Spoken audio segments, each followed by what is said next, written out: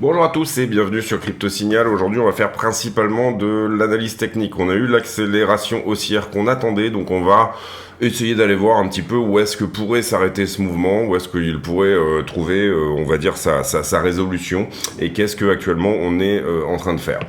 Donc, on est là sur le BTC face au dollar. On a effectivement cassé ce biseau sur la vague actuelle vers le haut, c'est-à-dire que dorénavant la figure change bien évidemment. Cette daily est en train d'être prise.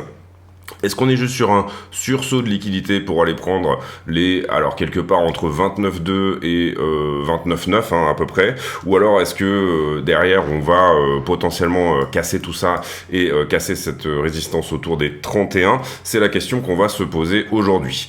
Pour le moment, vous le voyez, on a tout pile atteint la target de l'élargissement qu'on avait mis en avant ici, c'était cet élargissement-là. Vous voyez qu'on vient juste de toucher la target. Il y avait une jolie concordance avec justement ce fameux niveau des 29,2 à peu près. Et concrètement, personnellement, sur le trade sur lequel j'étais en cours, j'ai quand même TP une partie de manière à être sûr que mon trade soit rentable à ce stade. Concrètement, également, ce qu'on peut voir éventuellement sur la structure, c'est que à partir du moment où on a dépassé les 27,2, alors je pensais que ça allait temporiser peut-être un petit peu plus, mais en fait ça s'est accéléré tout de suite à la cassure. À partir du moment où on a pété les 27,2, on a cette superbe accélération qui est à peu près de 1200 $. Donc ça, c'est super. Tous les objectifs sont nettement atteints là-dessus. La target d'un biseau, en général, on dit que c'est le haut du biseau, c'est-à-dire les 31, pour le coup. Beaucoup de traders la jouent le haut de la vague 2, c'est-à-dire on intervient à la cassure, on prend le haut de la vague 2, donc vous le voyez ici, vague 1, vague 2, en haut de la vague 2, eh bien, on prend ses profits ici. Personnellement, je joue quelque chose entre les deux, mais encore une fois, j'ai déjà TP une partie, comme vous le voyez ici sur cette target-là, ce matin, je me suis dit, bon, c'est un super move, c'est très bien, on va rentabiliser ce trade, donc du coup, je m'attends quand même à ce que ça aille plus haut, sincèrement. Cela dit, la poche de liquidité qu'on est en train d'attaquer là, elle est plus ou moins dans cette zone-là, d'accord? C'est une zone qui a été très bien défendue par le passé. Sous-entendu, vous voyez que ici, par 3 fois, on n'arrive pas à repasser au-dessus. Et on parle ici d'une résistance daily qui va être difficile à atteindre, à retoucher. Encore une fois, autour des 29,9. Donc la question, est-ce qu'on va se faire repousser par les 30 000 $? On va essayer d'y répondre plus ou moins avec la liquidité. Sur les petites time frames, comment se jouent un petit peu les corrections, etc. On va plutôt aller sur le 15 minutes. Alors voilà, ça c'est pas extrêmement engageant, on a eu ce côté ici très impulsif, vous le voyez, ici on avait noté hier, sur la vidéo d'hier, qu'on était peut-être en train de faire un fractal, un petit flag également. On a eu effectivement ce flag qui lui-même a à peu près touché sa target, je pense. On va regarder ça. Donc on prend le mât avec quelque chose de cohérent par rapport à la structure. Sous-entendu, si j'ai une grande correction, à ce moment-là, je prendrai un mât qui est plus grand, bien évidemment. Et vous voyez que pour le moment, on n'a pas touché la target et elle correspond tout pile à la target de l'élargissement qu'on avait mise en avant. Donc ça pourrait pousser un petit peu plus. Ce qu'il faudrait regarder là à ce stade, c'est est-ce qu'on commence à diverger au niveau du RSI, c'est-à-dire est-ce que là je fais un plus haut et sur le RSI, est-ce que ce plus haut est plus bas que le précédent. Sous-entendu, est-ce que ce mouvement d'achat a moins d'impulsion et moins impulsif en termes de volume que celui-là, C'est ça qu'on regarde sur le RSI. Donc on peut éventuellement jeter un œil. Alors je suis pas extrêmement fan du RSI en 15 minutes, mais bon, c'est des choses qui peuvent être sympathiques à regarder quand même. Et vous voyez qu'effectivement, ce mouvement perd de son ampleur. Sous-entendu, quand je regarde au-dessus du prix, vous voyez que j'ai cette magnifique divergence baissière en 15 minutes. On regarde les divergences baissières au-dessus du prix, on regarde les divergences haussières en dessous du prix. Donc en 15 minutes ici à ce stade, ça sous-entend que le prix va soit latéraliser, divergence baissière c'est un peu un faux ami au niveau du nom, donc soit devenir latéral, c'est un peu ce que nous donne actuellement le prix, soit tout simplement marquer un rejet. Alors un rejet, ça peut être effectivement juste une respiration, par exemple on vient chercher éventuellement, on retourne sur les 27 000 $ pour respirer un petit peu et ensuite on repart, ou alors ça peut être un vrai rejet tout simplement assez violent.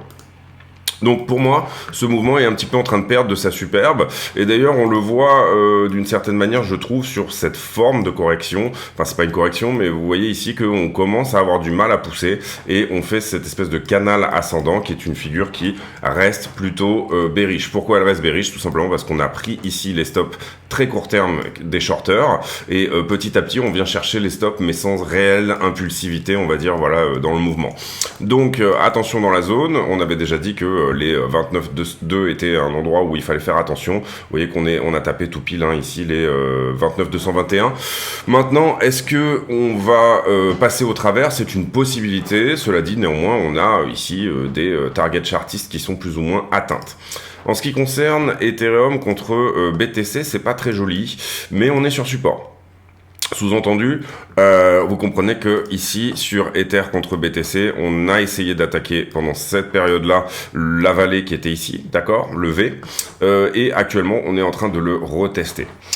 C'est ce qu'on peut voir également, et on va pas du coup regarder que l'Ethereum contre BTC, mais c'est ce qu'on peut voir aussi sur le prix de l'Ethereum. Sous-entendu, Ethereum est en retard. Vous voyez la vague 1 ici, vague 2, vague 3, vague 4 et vague 5. Pour l'instant, il se fait rejeter ici par le haut de son bison. Donc, si on arrive à péter ça, bah, c'est tout de suite target 2019, voire potentiellement 2141 pour Ethereum. Si on passe pas au travers de ça, et si BTC à ce stade, eh bien, recommence à, on va dire, à latéraliser ou retrace, eh ben, on peut s'attendre à un rejet ici au niveau de ce biseau-là. Cela dit, vous voyez qu'on est en train de casser également un potentiel élargissement sur Ether. Si on confirme ici cette journée au-delà de cette droite de distribution, eh bien, à ce moment-là, ça va nous donner une target aussi, et donc on peut croiser les targets entre les plus petites figures et les plus grandes. Si jamais on arrive donc à casser vraiment ce point-là, ça pourrait nous dire que Ethereum se dirige tout simplement à nouveau vers le haut de son biseau. Sous-entendu, peut-être que dans les jours prochains, on va avoir un joli pump sur Ether.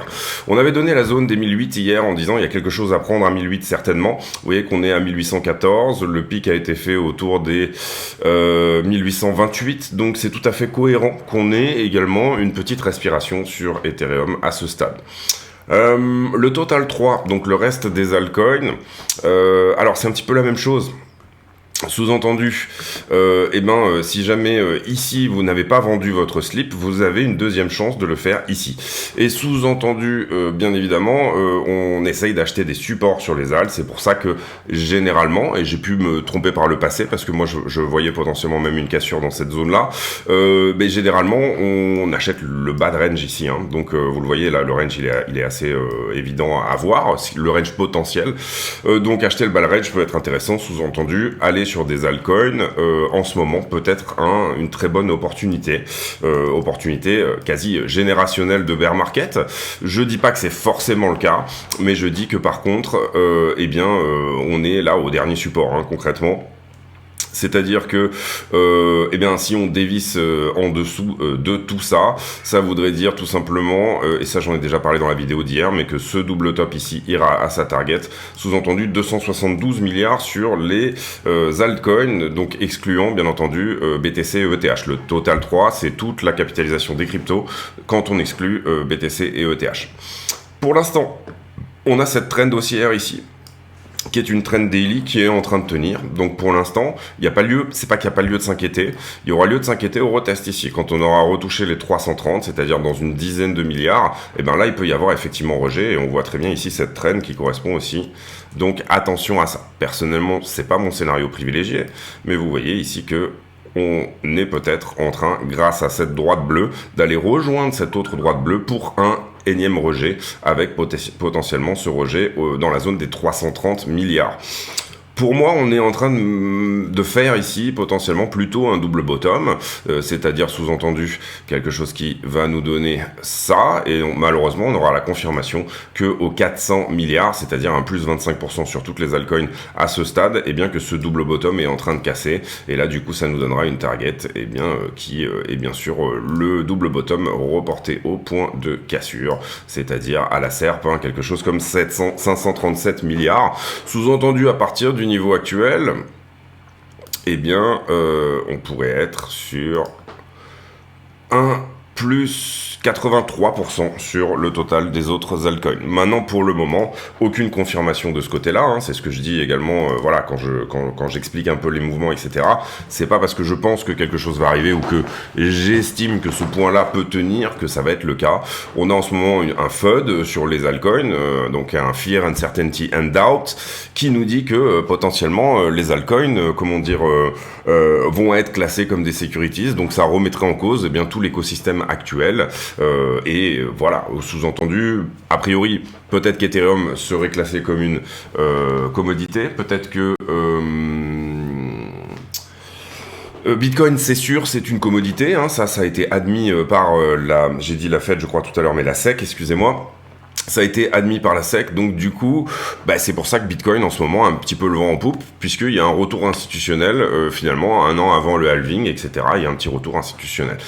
Pour moi, ce mouvement de récupération qu'on a depuis janvier ne va pas prendre son top. C'est pas mon avis. Je pense qu'on est plutôt sur un scénario de type 2019 où il y aura une grosse correction derrière avant, après de lancer un vrai bull run. Cela dit, on voit une adoption institutionnelle en ce moment avec BlackRock, Citadel, Fidelity, Deutsche Bank, même hier. Vous comprenez ici que le contexte est extrêmement favorable à Bitcoin, ce qui m'amène à venir regarder la BTC dominance. Et là, pour le coup, vous voyez cette magnifique accélération. Donc là, le Fonda rejoint, littéralement, rejoint très bien, on va dire, la charte rejoint très bien le Fonda. Sous-entendu, oui, on est peut-être ici sur cette espèce de cassure du range dans lequel on était coincé depuis désormais mai 2021. BTC reprend de la dominance. Ceci pour le coup, étant donné que maintenant on commence à avoir des confirmations, ça fait quand même quelques jours qu'on est au-dessus de ça. Ceci ressemble peut-être à effectivement une cassure qui nous emmènerait, je le rappelle, on avait une target si jamais on a ce double bottom, des 61% de dominance sur BTC. Donc, est-ce que Ether va surperformer BTC? C'est bien possible. Est-ce que BTC a fait son breakout? C'est plus ou moins ce qu'on est en train de voir. Personnellement, j'y croyais pas énormément. Je pensais qu'il y aurait un troisième rejet ici, mais c'est pas ce qu'on a eu. Effectivement, il y a cassure, donc target 60%. Maintenant, si on regarde des niveaux un petit peu plus, puisque cette figure est visible, le W est un W weekly. Donc là, si je me mets en mois, même vous voyez que c'est un W monthly. Donc sous-entendu, on acceptera entre guillemets une vraie cassure, et bien que quand on aura dépassé un mois entier au-delà de ce point-là, auquel cas là effectivement on se dirigera potentiellement vers une target des 60% sur BTC, ce qui serait logique. Personnellement, je pense que ça pourrait rejeter plutôt ici sur la zone des 57. On n'atteint pas toujours les targets, hein. Souvent on a des confirmations, mais on n'atteint pas toujours les targets, donc ça c'est la première chose. La deuxième chose, BTC a le vent en poupe au niveau institutionnel, contrairement au reste des altcoins. Troisième chose, cette figure elle est valable, on a quand même une cassure, on a quand même ce point là, mais si on veut vraiment ici chipoter un petit peu, et bien du coup il faudra un corps de bougie entier, donc ça se passera le mois prochain pour savoir si effectivement on va s'enfoncer dans une Bitcoin season plus importante. Encore une fois, c'est pas mon scénario privilégié, j'ai beaucoup défendu le scénario ici sur la chaîne que on était plutôt ici sur entre guillemets une bougie d'excès, enfin une hype un petit peu qui viendrait sur Bitcoin, puisque effectivement beaucoup de monde en ce moment pense que Bitcoin va réussir son institutionnalisation. Sous-entendu, on va avoir une régulation favorable, en tout cas au moins sur BTC. Je pense ici que théoriquement on aura bientôt la réponse par rapport au procès de la SEC contre Ripple. XRP donc, et je pense que ça pourrait éventuellement donner du fuel pour que tout le monde reparte bien propre en même temps. Sous-entendu, petite latéralisation de la Bitcoin dominance, potentiellement même retest des 48%, pourquoi pas. Surperformance d'Ethereum par rapport à Bitcoin, sous-entendu on va casser ce biseau et Ether va effectivement venir visiter les 2100$. Et sous-entendu, soit ce truc-là temporise un petit peu, soit en fait, le mois prochain, on va se retrouver à réintégrer ça. D'accord ?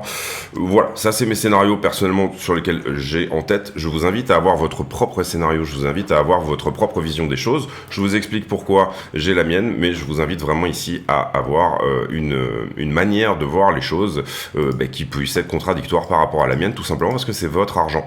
Donc votre rapport au risque va être différent du mien. Ici, on a GBTC qui pousse très fort. On a une target, je vous le rappelle ici, des 24 $ sur GBTC. Sous-entendu, est-ce que GBTC, donc Grayscale, pourrait être transformé? Et vous vous rappelez ici qu'on avait cette épaule, tête-épaule, plus un espèce de triangle ascendant ici, dans lequel on avait calculé cette target. Et là, on a fait ce magnifique retest. Et derrière, ça pousse, ça accélère fort. Également BISO, hein, on le voit ici. Et également, en fait, GBTC à peu près au même endroit que Bitcoin à ce stade.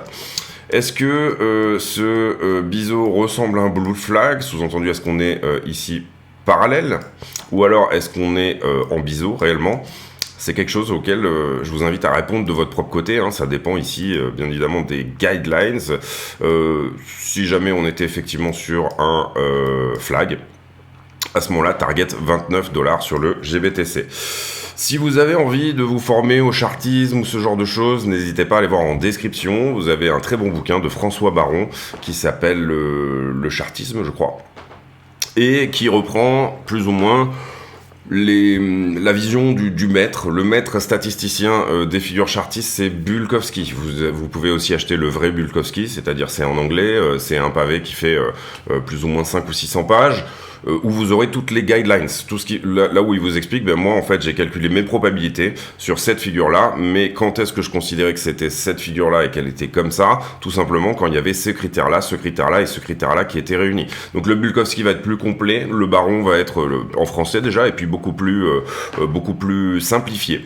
Donc voilà, mais n'hésitez pas si vraiment vous avez tout dans ce bouquin pour comprendre les figures chartistes, leur target et surtout le pourcentage de fois où elles atteignent leur target selon Bulkowski, qui encore une fois a étudié des centaines de milliers de figures comme ça sur les marchés traditionnels.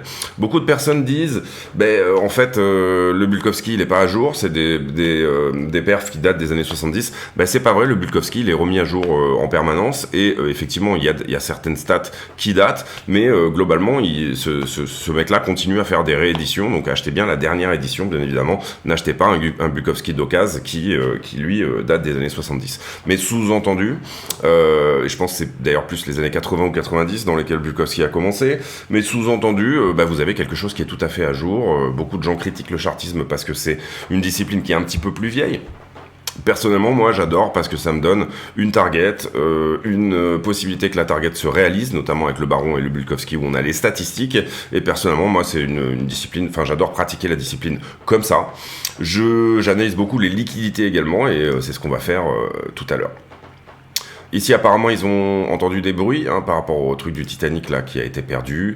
Concrètement, là, les bitcoins futurs, vous voyez que l'expiration de juin 2024 est énormément demandée sur les options, tout simplement parce que on sera après le halving. Donc, sous-entendu, dans cet article, on nous explique qu'il y a probablement énormément d'open interest sur les options qui vont expirer au 24 juin. Donc on va regarder juin 2024, malheureusement on n'a pas la stat ici, donc c'est pas grave, on passe. Ensuite, donc ça c'était pour les news. Ici, le ETF spot de BlackRock qui renouvelle l'optimisme. Je rappelle que BlackRock c'est 576 ETF déposés, c'est les maîtres de l'ETF, c'est même quasiment eux qui l'ont inventé. Larry Fink, le boss de BlackRock, a un peu inventé cette discipline-là, notamment sur l'immobilier où ils avaient fait un petit peu des packages d'actions BlackRock autour de l'immobilier, ou en tout cas des packages d'obligations, et c'est ces fameux aussi ETF qui avaient été malheureusement à l'origine de la crise de 2008, crise de laquelle BlackRock s'était extrêmement bien sorti. Donc encore une fois je vous le dis, oui c'est une bonne nouvelle, mais c'est un petit peu le loup dans la bergerie cette histoire. BlackRock était déjà énormément investi sur la crypto, j'ai fait des tas de vidéos où j'expliquais que BlackRock rentrait en partenariat avec Coinbase et leur plateforme Prime, que BlackRock était partie prenante dans Circle qui produit l'USDC, que donc on a déjà ici, on pense que BlackRock possède déjà autour de 30 000 BTC, et on va voir ici ce que ça dit de ce côté-là, mais attention, encore une fois, on parle du loup dans la bergerie. C'était pas BlackRock à l'époque, mais c'était JP Morgan, donc la plus grosse banque du monde, qui avait eu une très grosse amende pour avoir manipulé les prix de l'ETF sur le gold. Donc, encore une fois, vous rentrez les institutionnels, ça veut dire que, en général, les institutionnels adorent distribuer dans les gencives des petits porteurs, des particuliers, et donc du coup, ça nous donne des mouvements un petit peu, qui parfois font mal à ceux qui arrivent un petit peu en retard sur certaines valeurs mobilières. Voilà. Le FMI qui travaille sur une plateforme pour pouvoir supporter les monnaies numériques de banque centrale et l'interopérabilité entre celles-ci.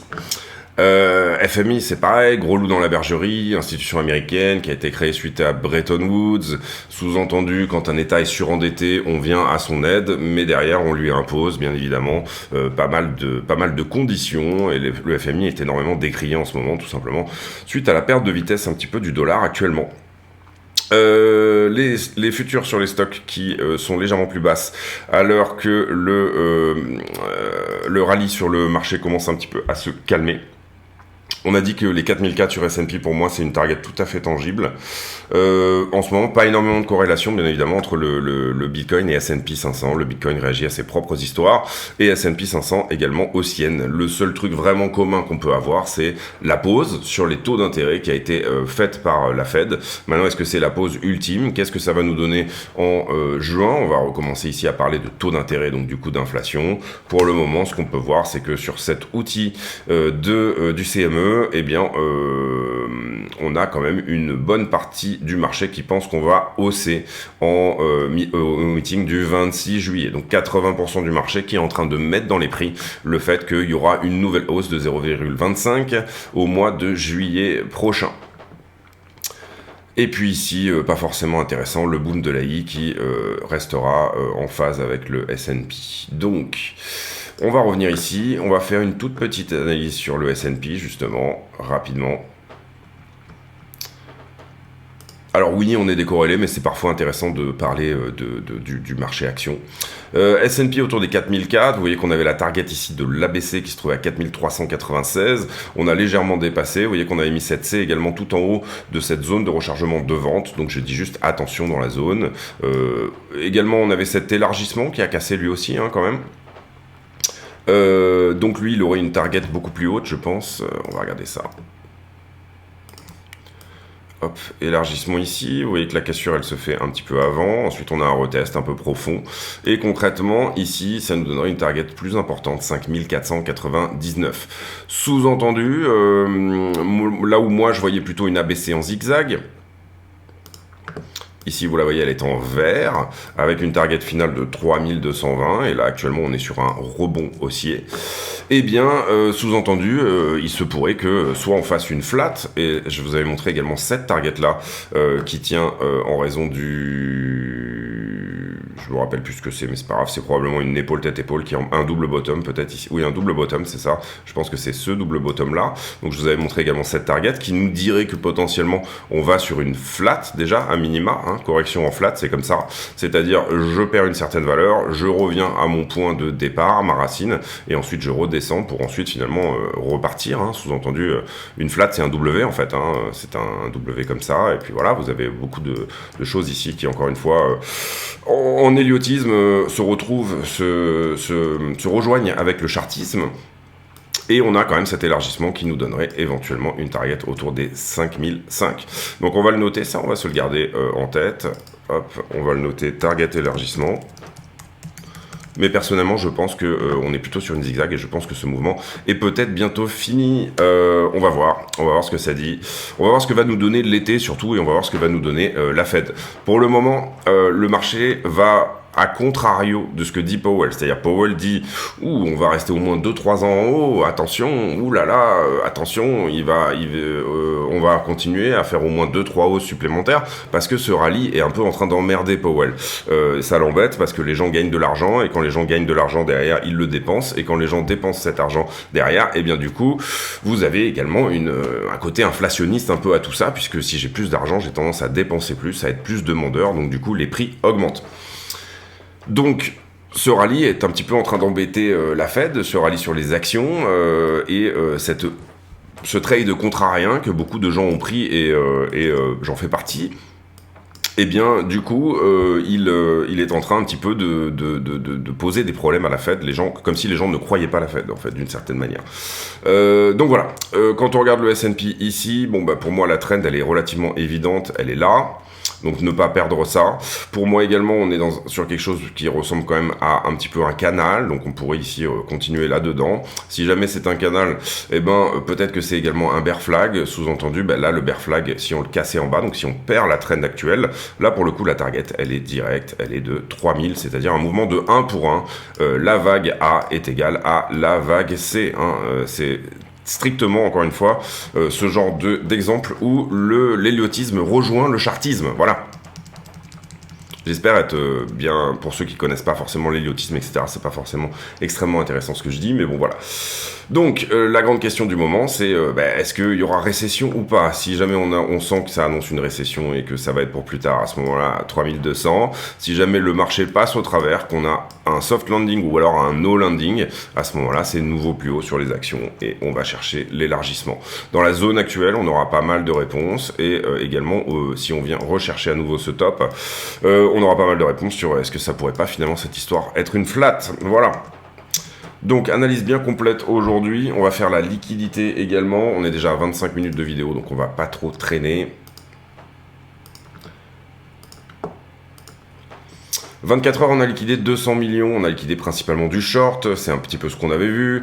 Vous voyez que 100 millions ont été liquidés sur Ethereum plus Bitcoin, donc c'est tout à fait logique hein, en termes de combien pèse l'open interest de Ethereum. Excusez-moi, je mets une petite seconde en caméra. Hop, je fais un petit reset ici, tac. Ok, donc du coup, voilà. Où est-ce qu'on en est maintenant sur le carnet d'ordre? Je vais essayer de pas faire vomir tout le monde. Où est-ce qu'on en est sur le carnet d'ordre? Eh ben, vous voyez que cette hausse, elle a absorbé quand même des bitcoins à la vente, et ce pour beaucoup. Je vois personnellement un très gros ordre de vente au 29,9. Vous voyez ici, là on a déjà au moins... Alors c'est pas si énorme que ça quand on passe la souris, mais... Non, c'est pas si énorme que ça. On a 100 ou 150 bitcoins. Ça paraît énorme parce qu'il y a beaucoup de barres, mais en fait, non, ça va. Elles sont très compactes, hein, cela dit, donc on aura peut-être un petit peu de mal ici à passer. Et concrètement, là, vous voyez qu'on a pris des ordres. Cet ordre-là a été pris, ils ont été ensuite rajoutés. Et on a assez peu de gens qui se ravisent. C'est-à-dire que parfois, quand vous êtes vendeur, vous vous dites « Ah ben non, c'est en train de pousser, je ne vais pas vendre à ce prix-là, je vais vendre plus haut. » Là, vous voyez que c'est pas vraiment le cas. On a plutôt des ordres à la vente qui se raffermissent. Donc, le seul qui sont ravisés, on va dire, ça va être un peu ici. Vous voyez que cette bande était jaune, elle est passée verte. Ici, on avait une double barre qui a un peu disparu, mais personnellement, j'ai plus l'impression que on rajoute proche du prix des ordres à la vente. Donc, ça pourrait ici continuer un peu dans l'idée que cette correction va commencer à respirer un petit peu. Cette correction haussière, hein, dont je parle ici, une correction haussière. Pareil, excusez-moi, je vais repasser en caméra, j'ai pas forcément préparé la vidéo ici, hop. Donc, 5 minutes, qu'est-ce qui s'est passé? Eh bien, vous voyez qu'on vient prendre la liquidité en bas, on vient prendre la liquidité en haut, on prend cette liquidité dont on avait noté qu'elle n'était pas extrêmement haute, et on est venu prendre pour l'instant le premier palier de liquidité, c'est-à-dire les 29,113. On a encore deux paliers à prendre, potentiellement 29,4 et 29,6, mais je pense que ceux qui veulent ouvrir un long ici, ça commence à être un petit peu dangereux quand même, c'est pas vraiment ce que je conseillerais, voilà. Ce qui est intéressant et pourquoi ça s'est passé, c'est que vous voyez, on a été extrêmement shorté court terme sur ce mouvement. Là, vous voyez que le prix est en train d'augmenter et pourtant j'ai un funding qui descend. Ça veut dire que le mouvement s'est auto-nourri. Tout le monde s'est dit, ah ben non, on short, on short, on short. Donc il y a eu encore une fois un trade relativement contrarien contre le prix, une anomalie de funding par rapport au prix, et vous voyez qu'on a été un tout petit peu longué. On va faire vraiment le détail, hein, puisqu'on est en 5 minutes, c'est un peu l'idée. Alors d'abord, on va enlever les poches qui ont été prises. Et on va aller vraiment dans le détail. Qu'est-ce qui se passe ici? On a un peu de long qui est rentré. Bon, c'est le point, c'est ce mouvement-là. Ce mouvement-là a été fait grâce à ça. Qu'est-ce que je vois maintenant ensuite sur la suite? Je vois plutôt du short, mais le niveau a été nettoyé. Et là, par contre, j'ai une augmentation du funding. Elle n'est pas forcément significative, elle va avec le prix. Mais cela dit, j'ai un tout petit niveau ici à prendre. Personnellement, j'aurais tendance à le mettre en trétillé parce que il n'y a pas d'anomalie de funding encore une fois. Ici, le funding est repris. À partir de là, on est extrêmement shorté sur la zone. Vous voyez que le funding est passé en négatif. Et puis ensuite, ça pour moi, c'est entre guillemets une anomalie aussi. Mais le niveau a été pris, donc on va pas la noter. noter. Ici, on est assez fortement shorté sur ce point-là, c'est ce qui donne derrière eh bien, le bull run, j'allais dire, la bougie verte, on va dire. Et puis, derrière, on suit le prix, là, mais on a peut-être un niveau assez sensible de longue qui pourrait se trouver par ici. D'accord. Pourquoi ça? Parce que, vous le voyez, le funding augmente très vite par rapport à cette augmentation de prix.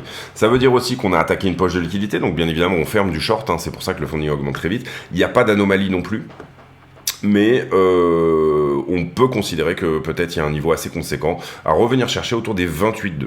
On va aller voir après dans les courts time frames, dans la conclusion de la vidéo, si jamais ça va être le niveau des 28,2 est vraiment intéressant à venir ressourcer. Ici, bon, j'ai un prix qui est à plat, un funding qui est à plat. Beaucoup de short ici sur cette zone-là, c'est ce qui nous a donné le mouvement suivant. Ensuite, derrière, c'est à peu près normal. Il y a peut-être un tout petit peu de long sur la zone, mais vous voyez que le niveau a déjà été quasi travaillé. On va quand même le noter pour être cohérent. C'était là-dessus. Et puis, derrière, à très court terme, il semblerait que je sois shorté à partir d'ici jusque-là. Donc oui, ce niveau est un tout petit peu shorté. On peut effectivement le noter. Donc voilà pour les poches, pour qu'est-ce qui s'annonce par rapport à la journée actuelle et celle de demain.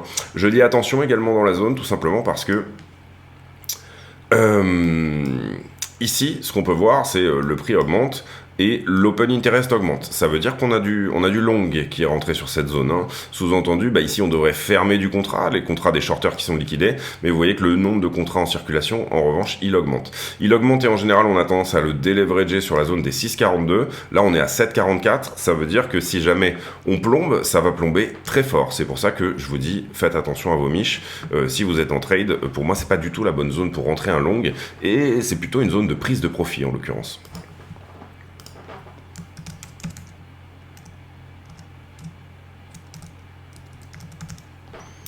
Ensuite, sur Ethereum. Alors, Ether est venu pousser et chercher son plus haut ici à ce stade. On avait noté une zone de liquidité, et ça c'était plutôt sur les poches de liquidité qu'on va faire ensuite un petit peu en haut. Ici c'est très propre aussi, il est venu nettoyer ce mouvement-là. On avait effectivement de la liquidité là, mais on avait remarqué qu'il y avait peut-être quelque chose à aller faire en dessous là.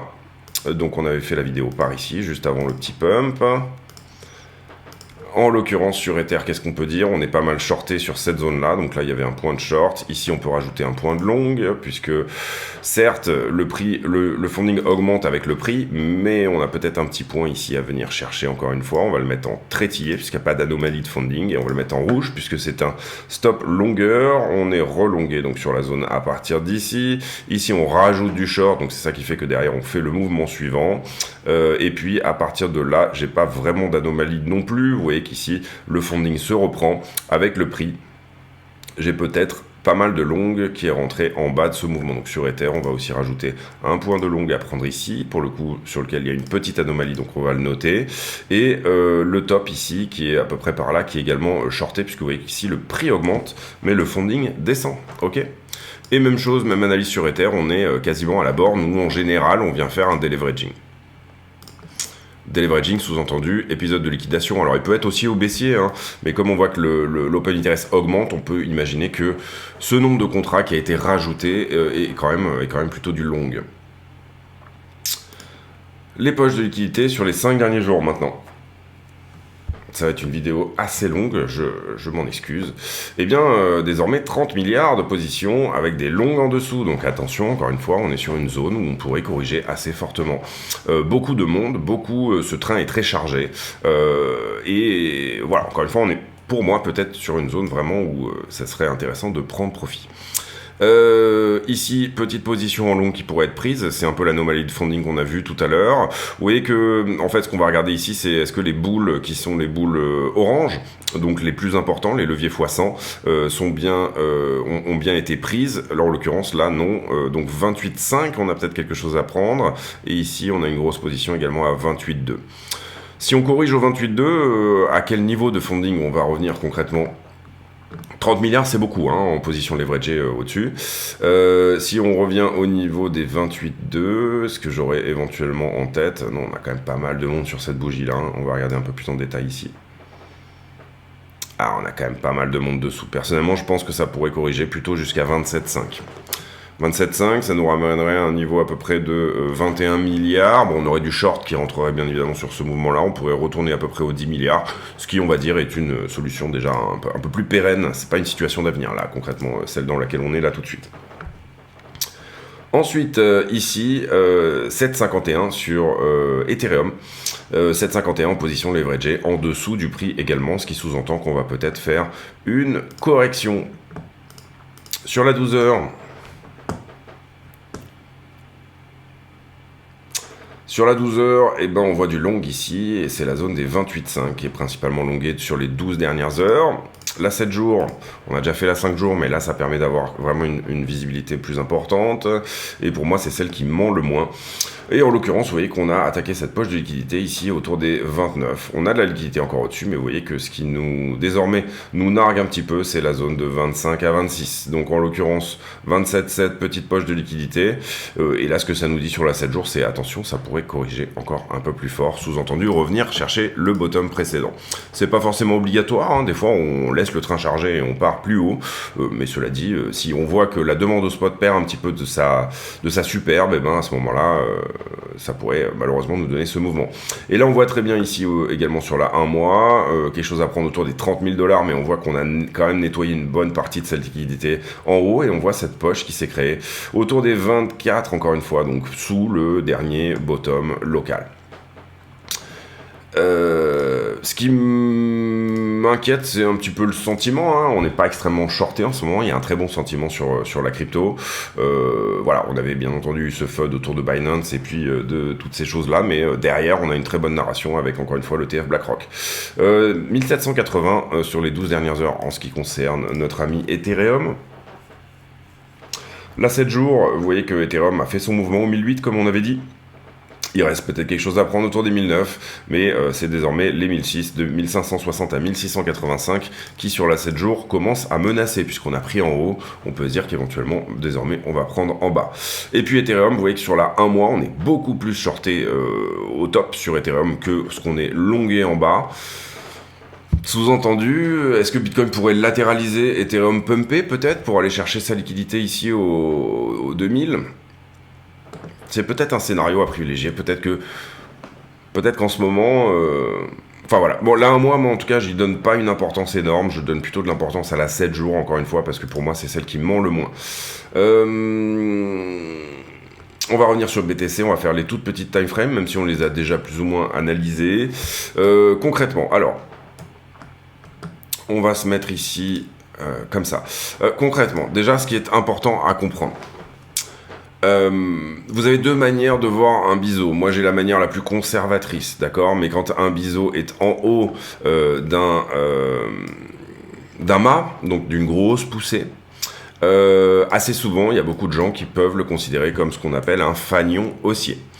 Fanion haussier, qu'est-ce que ça veut dire? Ça veut dire que pour le coup, sur un fanion haussier, on prend ici, on fait comme un flag en fait, et donc on reporte comme ça. Point de cassure. Ça match plutôt bien avec la target des 40 000 qu'on a depuis le départ. Maintenant, je trouve que ce train est un petit peu trop chargé, encore une fois. Est-ce qu'on va retester le biseau avant, hein? Oui, ce qu'on voulait regarder, voilà, c'est est-ce que les 28,2 correspondent à quelque chose? Et on avait aussi en tête 27,5. 28,2, absolument, c'est le support précédent. Hein, c'est assez flag ici, vous le voyez ici, support. Là, quand on le casse, accélération. On avait cassé les 27,2, ça a tout de suite accéléré. Derrière, on a pété les 28,2, ça a accéléré également. Si ce mouvement devait prendre un peu d'air, il pourrait le faire notamment d'ailleurs sur cette trend par exemple, c'est-à-dire sous-entendu nous donner un petit retest des 28,2, et je trouve que ce niveau est plutôt cohérent.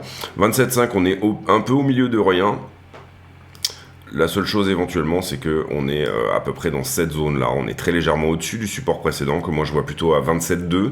Maintenant 27,5, pourquoi pas également. Ça sous-entendrait d'enfoncer un petit peu plus.